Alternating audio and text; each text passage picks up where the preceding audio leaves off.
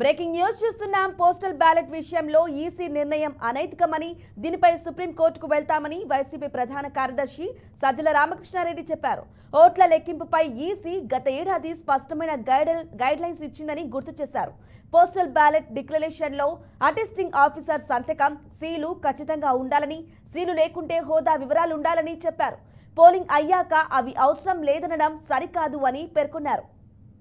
Voter declaration కు సంబంధించిన form 13A పై attesting అధికారి సంతకం ఉంటే సరిపోతుందని, ఆయన పేరు, హోదా, అధికార ముద్ర లేకపోయినా అలాంటి పోస్టల్ బ్యాలెట్లు చెల్లుబాటు అవుతాయని ఈసీ తెలిపింది. ఓట్ల లెక్కింపు సమయంలో వాటిని పరిగణలోకి తీసుకోవాలంటూ మే 30న స్పష్టతనిస్తూ కేంద్ర ఎన్నికల సంఘం ఉత్తర్వులు జారీ చేసింది. ఈ ఉత్తర్వులను సవాల్ చేస్తూ వైఎస్ఆర్సీపీ ప్రధాన కార్యదర్శి లేలా అప్పిరెడ్డి హైకోర్టులో వ్యాజ్యం వేశారు. ఈసీ ఉత్తర్వుల్లో జోక్యం చేసుకోవటానికి ధర్మాసనం నిరాకరించింది. ఎన్నికల ప్రక్రియలో జోక్యం చేసుకునేందుకు వీల్లేదని, పిటిషనర్కు అభ్యంతరం ఉంటే ఎన్నికల పిటిషన్ దాఖలు చేసుకోవాలన్న ఈసీ వాదనతో ఏకీభవించింది. ఇక దీనిపై మరింత సమాచారం అందించడానికి మా ప్రతినిధి గుంటూరు నుంచి శ్రీనివాస్ అందిస్తారు. శ్రీనివాస్, చెప్పండి.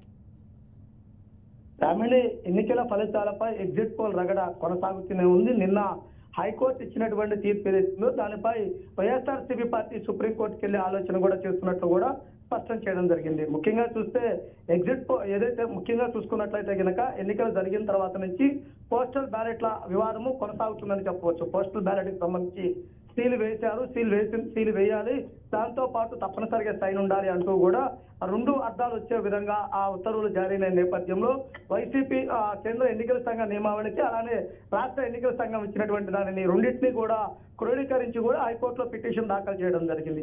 హైకోర్టులో పిటిషన్ దాఖలు చేసిన తర్వాత ఇరువైపులా వాదన అయిన తర్వాత ఎన్నికల కమిషన్ విధానాలకు లోబడి ఎన్నికల కమిషన్ తరఫున ఏదైతే వాదన వినిపించారో వారితో కోర్టు ఏకీభవించి ఈ పిటిషన్ పై జోక్యం చేసుకోలేదు, అది ఉంటే కనుక ఎన్నికల కమిషన్ నుండి ఎన్నికల తరఫున పిటిషన్ దాఖలు చేయాలంటూ కూడా స్పష్టం చేయడం జరిగింది. అయితే ముఖ్యంగా చూసుకున్నట్లయితే కనుక ఆంధ్రప్రదేశ్ లో 5 లక్షల చిల్లర ఉన్నటువంటి పోస్టల్ బ్యాలెట్ల ఓట్లకు సంబంధించి కొంత ఏదైతే వాళ్ళు పోస్టల్ బ్యాలెట్ వేసిన దాని మీద తప్పనిసరిగా రిటర్నింగ్ అధికారికి సంబంధించినటువంటి సైన్ తో పాటు సీల్ ఉండాలి అనేది కూడా వాదన వినిపిస్తున్నటువంటి పరిస్థితి ఉండడం జరిగింది.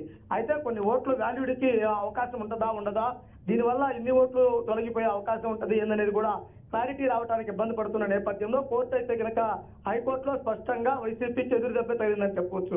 కానీ దాన్ని దృష్టిలో ఉంచుకొని సుప్రీంకోర్టుకు వెళ్ళడానికి కూడా సిద్ధంగా ఉన్నట్లు స్పష్టం చేయడం జరిగింది. కేంద్ర ఎన్నికల కమిషన్ నియమావళిని, రాష్ట్ర ఎన్నికల కమిషన్ నియమావళిని రెండింటిని ఏదైతే వ్యత్యాసం ఉందో దాన్ని తప్పనిసరిగా మేము సూచిస్తాము. తప్పనిసరిగా ఓటుకు సంబంధించి పోస్టల్ ఓటు సైన్ తో పాటు సీల్ ఉండాలి అనేది కూడా తప్పనిసరిగా ఉండాలంటూ కూడా వైసీపీ పార్టీ పట్టుబడుతున్నటువంటి పరిస్థితి ఉండడం జరిగింది. అయితే మరలా సుప్రీంకోర్టుకి వెళ్తే రానున్న 2 రోజుల్లోనే ఎన్నికల ఫలితాలు ఉన్న నేపథ్యంలో అసలు ఎటువంటి నిర్ణయం ఉంటుంది ఏంటి అనేది కూడా ప్రతి ఒక్కరూ ఆతృతగా ఎదురు చూస్తున్నటువంటి పరిస్థితి. అయితే హైకోర్టులో జరిగినటువంటి తీర్పు చూసినట్లయితే కనుక ఆ ఎన్నికల కమిషన్ సంబంధించి అనుకూలంగా రావడం జరిగింది.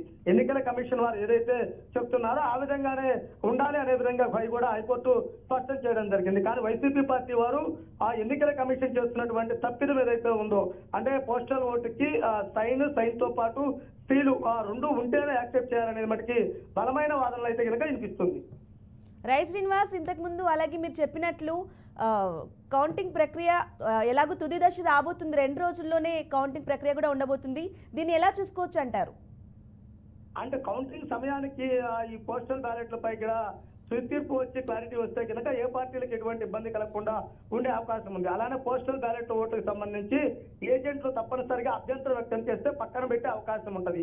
అంటే అభ్యంతరం అంటే కనుక తప్పనిసరిగా ఓటుకు సంబంధించినటువంటి కరెక్ట్ గా వేస్తే దానికి సంబంధించినటువంటి సీలు దాని మీద ఏదైతే నోట్ చేసే పరిస్థితి ఉంటుందో వీటన్నిటినీ కూడా చూసుకున్నట్లయితే కనుక దానిపై కూడా క్లారిటీగా ఉండాలనేది కూడా కోరుకునే పరిస్థితి ఉంది. అయితే పోస్టల్ బ్యాలెట్ల ఓట్ల కోసం ఇద్దరు ఏదైతే ఇటు 2 పార్టీల ఏజెంట్లు కనుక వాదోపవాదనలు నడిస్తే కనుక అది ఇబ్బంది కలుగుతుంది. కాబట్టి తప్పనిసరిగా కోర్టు డెసిషన్ ప్రకారమే ఫాలో అవ్వాల్సినటువంటి అవసరం అయితే కనుక ఎంతైనా ఉంది.